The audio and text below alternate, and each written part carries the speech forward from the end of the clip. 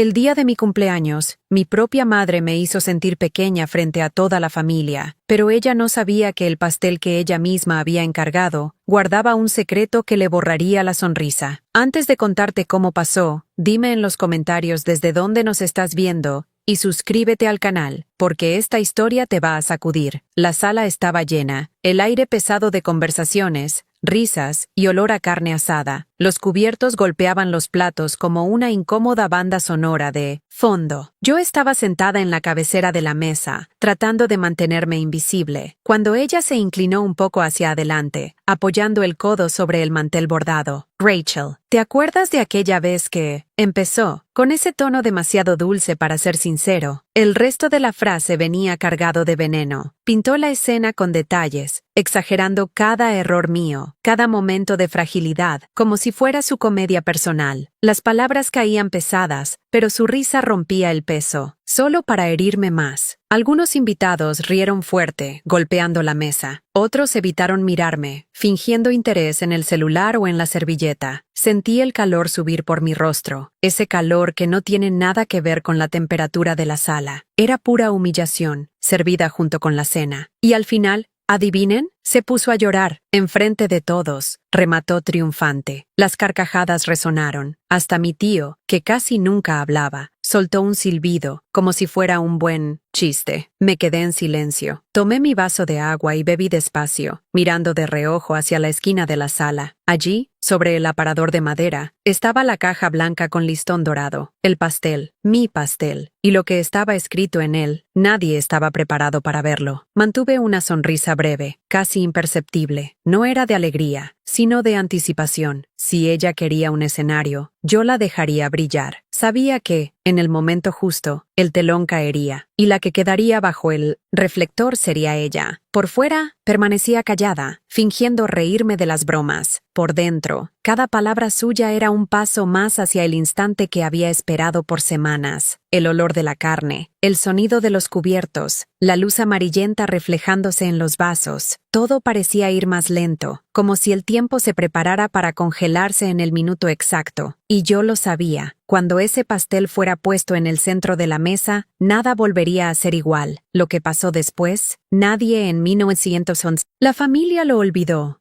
La casa de mi madre nunca cambió mucho. Era una mezcla de comodidad y opresión. Paredes cubiertas de fotos antiguas, muebles de madera oscura que crujían, y un olor constante a flores artificiales mezclado con un perfume demasiado dulce. Esa noche, el comedor estaba más lleno de lo normal. La mesa larga apenas dejaba espacio para las piernas, y las sillas extras, mal acomodadas, obligaban a algunos a comer casi pegados a la pared. Yo estaba en el extremo opuesto de mi madre. Desde ahí podía ver cada expresión suya, la postura erguida, el mentón levemente levantado, como si presidiera un banquete real. Llevaba un vestido azul marino, collar de perlas y el cabello recogido en un chongo impecable. No era solo la anfitriona, era una actriz lista para su mejor actuación. A su lado, Sophie, mi hermana menor, vestido rojo, tacones, maquillaje perfecto. Siempre fue la favorita, la niña de oro que heredó no solo la belleza juvenil, sino también el hábito de complacer a todos, menos a mí. Sophie sonreía y asentía con cada chiste de mamá, como si fuera su asistente en el espectáculo de la noche. A mi izquierda, el tío Bernardo, ese tipo de hombre que adora meterse en conversaciones ajenas y reforzar chistes de mal gusto. Junto a él, la tía Carolina, que masticaba despacio y me miraba de vez en cuando con una mezcla de lástima y curiosidad.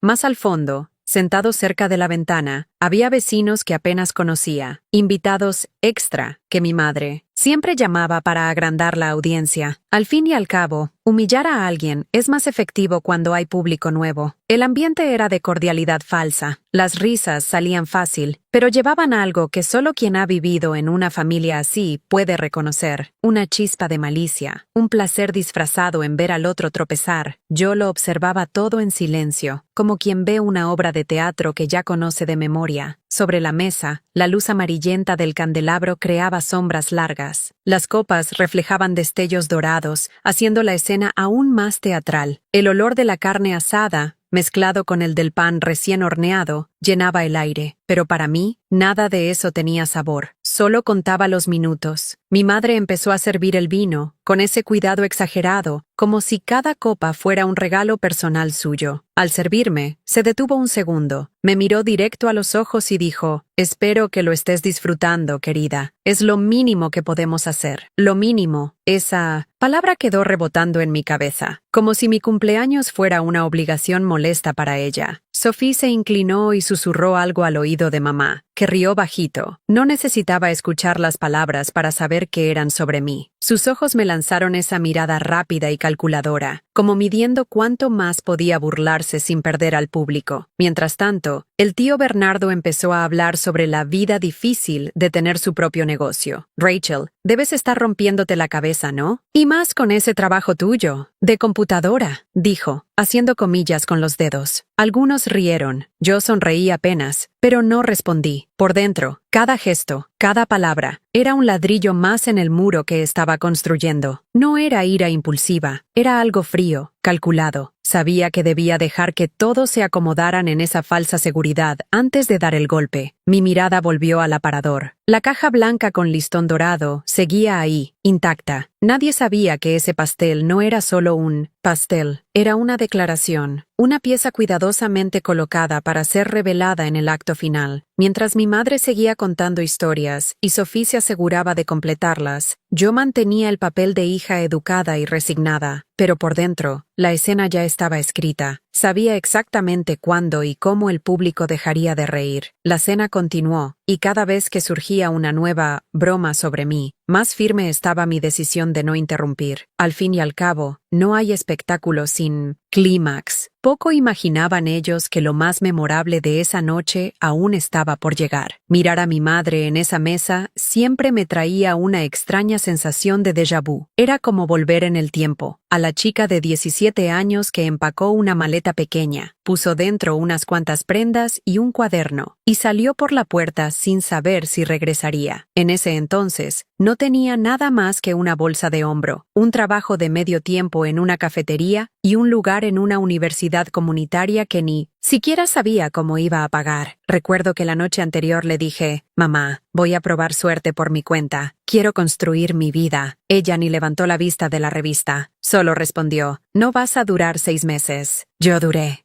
6 meses, luego 1 año, luego 5. Trabajé de día y estudié de noche. Ahorré cada centavo. Viví en departamentos diminutos. Tomé camiones bajo la lluvia y la nieve para no perder clases. No hubo apoyo, ni llamadas para preguntar si necesitaba algo. Las pocas veces que hablamos en ese tiempo, la conversación siempre fue corta y cortante, como si tuviera cosas más importantes que hacer. Así fue como, poco a poco, aprendí a no esperar nada. Tal vez por eso dolió tanto cuando, después de años, finalmente empecé a cosechar los frutos de mi esfuerzo, y aún así la escuché decir: «Ah, ese negocio tuyo, cosa de computadora, ¿no? Debe ser solo una moda». El negocio de computadora era mi estudio de diseño, que comenzó en un cuarto apretado, y ahora atendía clientes de 3 países distintos. Había hecho alianzas importantes, firmado contratos que me dejaron noches sin dormir, pero que pagaron cada cuenta y cada sueño. Mientras muchos se rendían, yo persistía, y, aún así, para ella, era como si nada fuera lo suficientemente grande. Hubo una Navidad en la que llegué temprano para ayudar con la cena, y ella pasó la noche entera elogiando a Sophie frente a todos. «Mira a Sophie, tan dedicada, consiguió ese ascenso en el banco. Eso sí es estabilidad». Y yo, que ese mismo mes había cerrado el contrato más grande de mi vida, me quedé en silencio, cortando verduras en la cocina como si no hubiera escuchado. La verdad es que mi madre siempre tuvo un tipo específico de éxito que valoraba: trabajo fijo, sueldo seguro, uniforme impecable, algo que pudiera explicarles a sus amigas sin tener que pensar demasiado. Mi mundo, lleno de creatividad, plazos locos y clientes en línea, no encajaba en ese marco, y como no cabía ahí, era como si simplemente no existiera. Sin embargo, ella sabía de cada esfuerzo, de cada noche sin dormir, de cada mes en el que tuve que elegir entre pagar la renta o comer algo decente. Sabía porque, aunque nunca pedí ayuda, siempre aparecía en los cumpleaños, Llevaba regalos caros que compraba con el dinero que tanto me costaba ganar. Ayudaba discretamente cuando decía que estaba apretada de dinero. Y aún así, cuando contaba historias sobre mí a otras personas, prefería recordar mis tropiezos, nunca mis victorias. Recuerdo una vez, en una fiesta familiar, que un primo comentó: «Rachel, escuché que tienes clientes en el extranjero. Eso es increíble». Yo sonreí, lista para responder, pero mi madre se adelantó. «Ah, sí, ella se la pasa en la computadora todo el día. Debe ser eso lo que llaman cliente». La mesa rió, yo también reí, pero por dentro sentí ese viejo nudo en el estómago. Esa noche de mi cumpleaños, sentada a esa mesa, todo volvió. Cada frase que minimizaba mi trabajo, cada comparación con Sophie, cada elogio negado, todo se mezclaba con el sonido de las risas que aún resonaban en la sala. Y era imposible no pensar que, aunque sabía exactamente cuánto había luchado para llegar hasta ahí, siempre elegiría la versión de la historia en la que yo era pequeña. Ella sabía cuánto había luchado, pero nunca me lo reconoció. Yo intentaba mantenerme neutral, escuchando las conversaciones paralelas, cuando la voz de mi madre atravesó el murmullo de la mesa como una cuchilla. «Ah, esto me recuerda a una buena historia», dijo, inclinándose un poco hacia adelante. Las conversaciones se apagaron. Era como si todos ya supieran que venía algo imperdible, y no decepcionó. Con una sonrisa calculada, empezó a hablar de un episodio que yo prefería olvidar. Una entrevista de trabajo que no salió bien, años atrás. Exageró los errores, me puso palabras en la boca que nunca dije, y imitó mis gestos de forma caricaturesca, como si fuera una adolescente torpe. Y, entonces, se quedó ahí, parada, sin saber qué contestar. Parecía una estatua, contó riendo, mientras golpeaba suavemente la mesa con la palma de la mano. Algunos invitados rieron fuerte. El tío Bernardo soltó un «¡Órale!» divertido. Sophie se inclinó en la silla y remató. «Rachel siempre fue malísima en entrevistas, ¿verdad?» Más risas. Respiré hondo. Miré mi copa de vino como si fuera lo más interesante del mundo. Por dentro, sentía esa mezcla extraña de calor y frío. Calor de la rabia, frío de la decepción. Mi madre no se detuvo ahí. Aprovechó el momento y sacó otra historia. Esta vez de cuando yo tenía 15 años y olvidé la letra de una canción en una presentación escolar. Se tomó la molestia de tararear el verso equivocado, con voz falsa de niña, arrancando carcajadas de la parte de la mesa más cercana a ella. Se puso tan roja, parecía que se iba a desmayar, dijo, actuando como según ella me veía. Podía oír el sonido de la lluvia aumentando afuera, golpeando contra las ventanas. El candelabro sobre la mesa se movió levemente, haciendo que la luz titilara por un instante. Era como si la casa también sintiera la tensión. Intenté cambiar de tema. Le pregunté a la tía Carolina sobre el viaje que había hecho recientemente. Ella respondió rápido, pero antes de que la conversación pudiera continuar, mi madre ya estaba retomando el centro de la escena. «Ah, pero esta historia es demasiado buena para dejarla pasar». Y entonces, como si no fuera suficiente, decidió mezclar todo, pasado y presente. «Rachel, deberías contarles cómo es tu trabajo ahora. Se la pasa en la computadora todo el día, gente. Ni sé cómo paga las cuentas, pero debe ser divertido, ¿no?» La risa fue más contenida esta vez. Algunos invitados intercambiaron miradas rápidas, tal vez notando que había algo más ahí, pero la mayoría siguió el juego, como si fuera normal. Sabía que responder en ese momento solo le daría más espacio para minimizarme, así que solo sonreí y bebí otro sorbo de mi inocente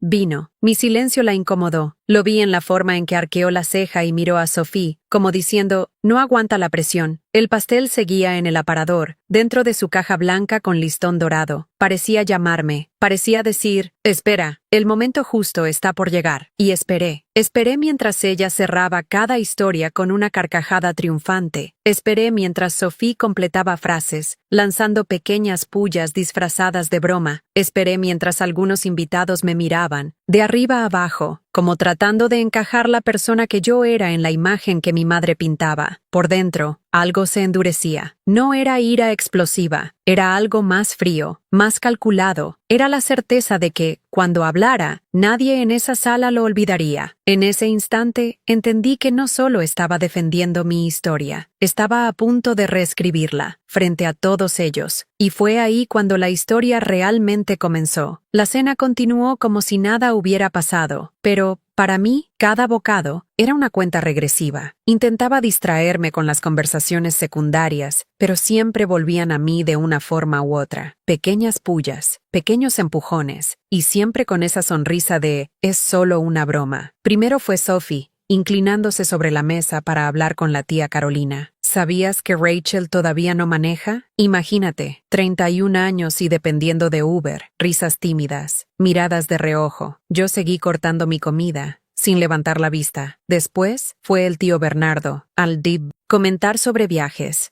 Pero para viajar se necesita tener vacaciones, ¿no? Y ese trabajo de ella debe ser un relajo, sin estabilidad. Yo no podría vivir así. Sacudió la cabeza como quien lamenta una mala decisión. Yo solo levanté la copa, como si brindara por la frase. Entre una provocación y otra, mi madre se encargaba de mantener el ambiente agradable. Servía vino, pedía que pasaran el pan, y siempre que podía, metía otra historieta que me ponía en el papel de ingenua, floja o desafortunada. Rachel, ¿te acuerdas cuando no sabías ni freír un huevo? Uf, la cocina parecía zona de guerra, dijo riendo.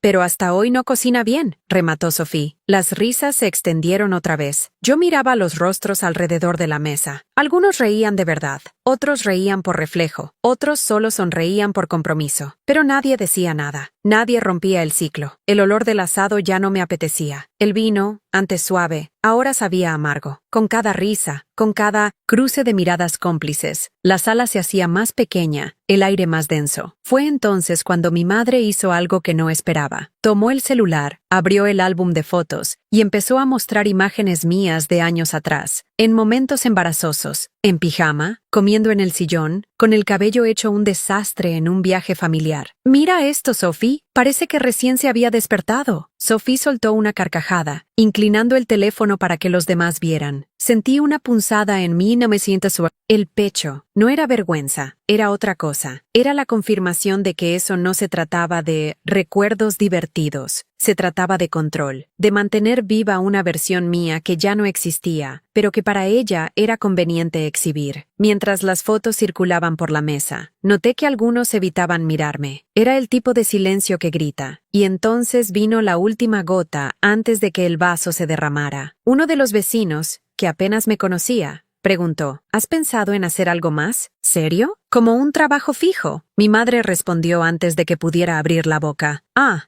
ella le gusta jugar a la empresaria. Pero así es. Cada quien vive como cree que puede. Jugar. La palabra quedó en mi cabeza como un eco. Eso era. Para ella, todo lo que había conseguido era un juego. Años de esfuerzo, noches en vela, contratos cerrados con clientes que jamás conocería, reducidos a una palabra dicha con tono de burla. Volví a mirar hacia el aparador. La caja blanca con el listón dorado seguía ahí, silenciosa. Casi podía escuchar mi propio corazón latiendo al mismo ritmo que la lluvia afuera. Tomé la servilleta, la doblé con calma y la puse sobre el plato. Respiré hondo. Mi rostro mantenía la misma neutralidad de antes, pero por dentro, cada recuerdo de humillación y desdén se alineaba como piezas de dominó, listas para caer con un solo toque. Mi madre seguía hablando, como si nada pasara, riendo con Sophie y gesticulando para reforzar sus historias. Yo observaba, esperando. Cada risa suya, cada gesto, cada mirada hacia mí, era combustible. El pastel no era solo postre, era mi respuesta. Y ella aún no tenía idea de que, en esa misma cena, toda esa narrativa construida durante años se iba a derrumbar frente a todos. Sabía que tenía que esperar el momento exacto, porque la mayor fuerza de un golpe no está en la velocidad, está en la precisión. Y cuando el cuchillo cortara ese pastel, no sería solo el betún lo que se partiría. No sabía que esa no sería la última sonrisa de la noche. Mientras mi madre reía de otra de sus propias bromas, yo solo apoyaba el mentón en la mano, como si escuchara con interés. Por dentro, estaba a kilómetros de ahí, regresando a 2 semanas atrás. Recuerdo el día en que decidí que no dejaría que mi cumpleaños fuera otro escenario para que repitiera el mismo guión de siempre. Estaba sentada en mi pequeño estudio, la luz del atardecer entrando por las persianas, cuando abrí la laptop y busqué pasteles personalizados en la ciudad.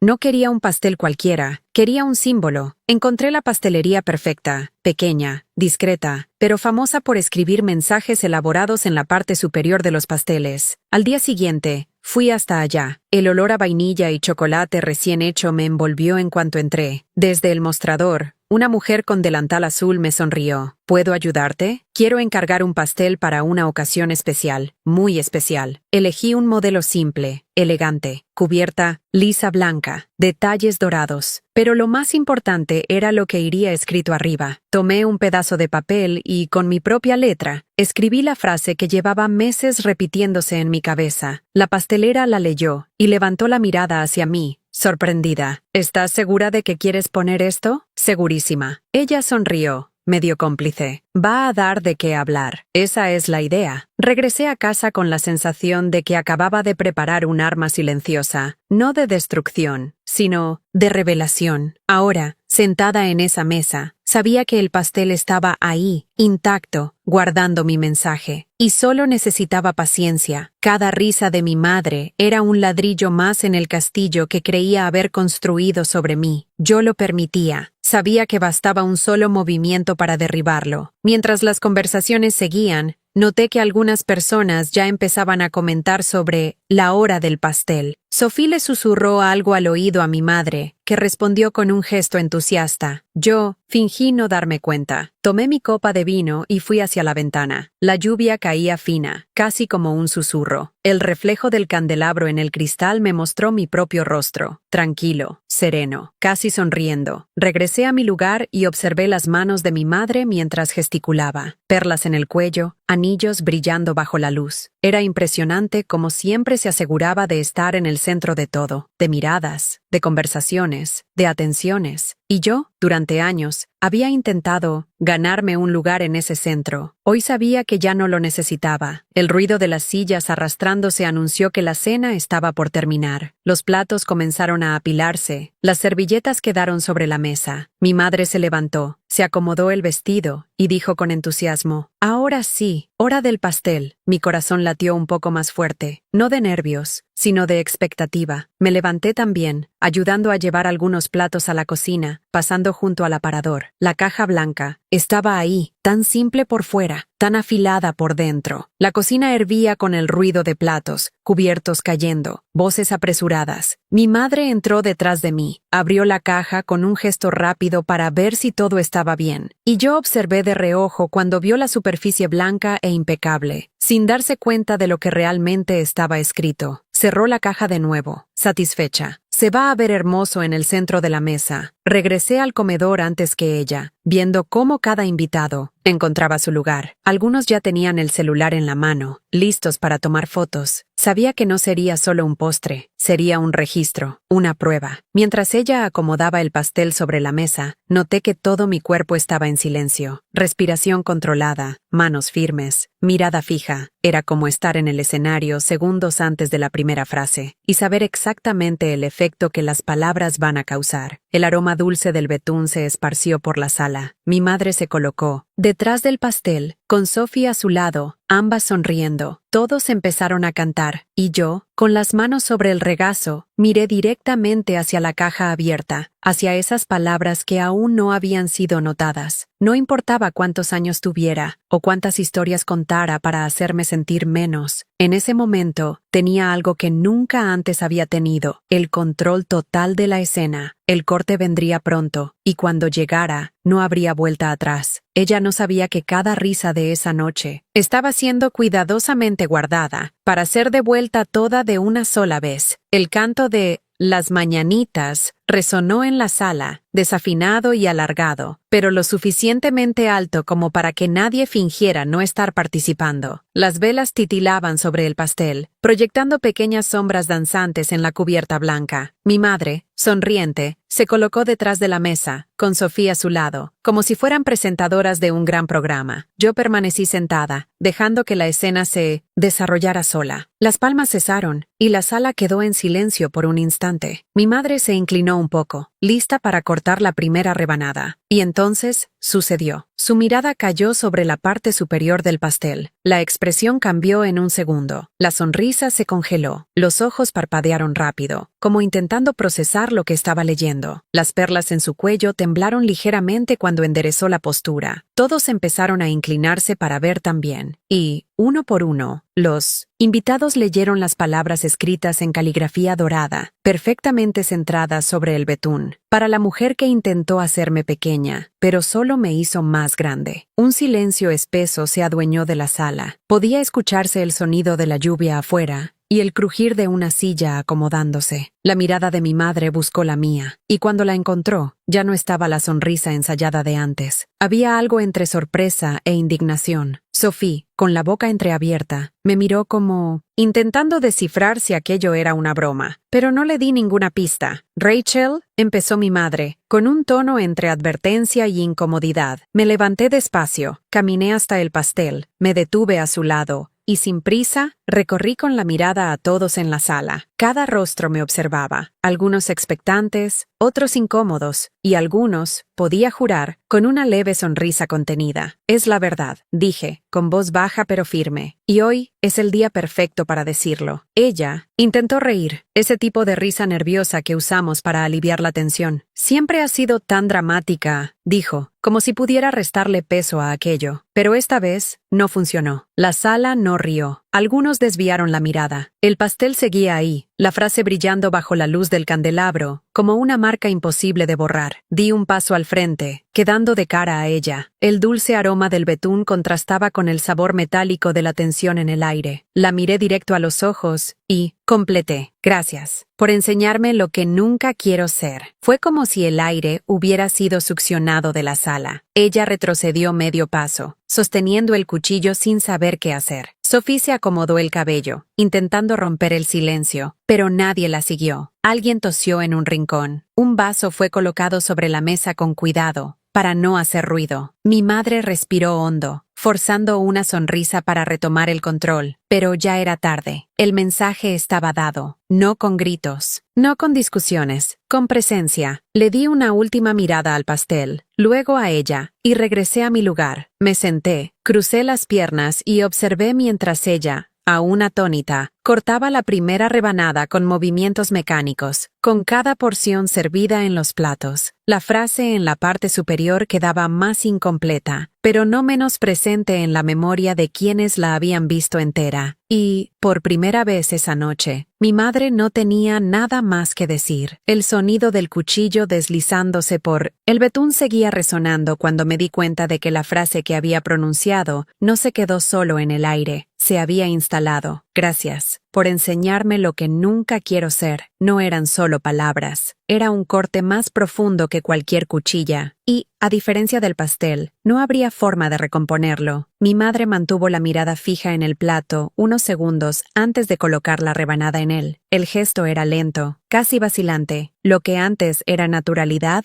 ahora parecía esfuerzo, por aparentar control. Yo seguí de pie junto a la mesa, sin prisa por volver a mi lugar. Mi silencio decía más que cualquier discurso. Podía sentir todas las miradas alternando entre nosotras dos, como si presenciaran un duelo silencioso. Sophie rompió el momento con una risa nerviosa. «Ay, gente, vamos a comer, ¿no? Es solo un pastel». Pero nadie respondió. Incluso los vecinos, que apenas me conocían, parecían entender que ahí estaba pasando algo más grande. Respiré hondo y regresé a mi lugar, sin apartar los ojos de mi madre. El candelabro sobre nosotros lanzaba una luz amarilla sobre la mesa, iluminando la mitad de su rostro y dejando la otra en sombra. Era como si la misma luz hubiera decidido mostrar solo una parte de la verdad. Finalmente levantó la cabeza y me sostuvo la mirada. Lo que vi en sus ojos no era pura ira, ni pura vergüenza. Era una mezcla, una incomodidad profunda, como si por primera vez se hubiera visto a sí misma a través de los ojos de otra persona. Tomé mi tenedor, partí un pedazo de pastel y lo llevé a la boca. Estaba dulce, equilibrado, pero en ese momento tenía el sabor de una victoria silenciosa, esa que no necesita aplausos para ser real. Algunos invitados intentaron retomar conversaciones triviales, sobre el clima, sobre la cena, pero las frases salían cortas, inconexas. Era como si todos siguieran atrapados en esa frase, repitiéndola mentalmente. Mi madre colocó el tenedor sobre el plato, pero no tocó el pastel. Acarició la servilleta, con la punta de los dedos, un hábito que siempre tenía cuando estaba inquieta. Yo conocía ese gesto. Significaba que estaba repasando mentalmente cada detalle de lo que acababa de suceder. Sophie, aún intentando suavizar la tensión, comentó: «Vaya, Rachel, estás filosa, ¿eh?» Sonreí levemente, sin responder. No era el momento para explicaciones. Era el momento para dejar que el peso de la frase actuara por sí solo. Miré alrededor de la mesa y me di cuenta de algo. Nadie estaba riendo. Nadie. Hacía bromas ahora. Hasta el tío Bernardo, que siempre aprovechaba cualquier oportunidad para una provocación, estaba callado, mirando el pastel como si fuera una pieza de museo. Entonces entendí. La frase no había sido solo para ella. Había sido para todos. Un recordatorio de que cada palabra, cada gesto de subestimación, cada broma disfrazada de cariño, deja huellas, y que, tarde o temprano, alguien las devuelve todas de una sola vez. Terminé mi pedazo de pastel y coloqué el tenedor en el plato con cuidado. Crucé las manos sobre la mesa y dije, con voz tranquila: «Ahora podemos continuar». Pero no continuó como antes. La atmósfera era otra. Mi madre, que hasta ese momento había conducido la noche como maestra de ceremonias, ahora hablaba menos, miraba más hacia el plato y evitaba iniciar nuevas historias. El escenario ya no era suyo. Y en ese instante, entendí que no necesitaba aplausos. La victoria estaba en el silencio que ella no podía llenar. El corte ya estaba hecho. Y, a diferencia del pastel, no cicatrizaría tan pronto. El resto de la cena transcurrió como un barco a la deriva. Las conversaciones, antes llenas de risas, se convirtieron en frases cortas, comentarios sueltos que morían en el aire. El sonido de los cubiertos raspando los platos parecía más fuerte que todo lo demás. Mi madre, que al inicio de la noche controlaba la mesa como una presentadora segura de sí misma, ahora se limitaba a servir mecánicamente cada rebanada de pastel, evitando mirarme. Sophie, todavía incómoda, intentaba sacar temas neutros, pero nadie se animaba. Hasta el tío Bernardo,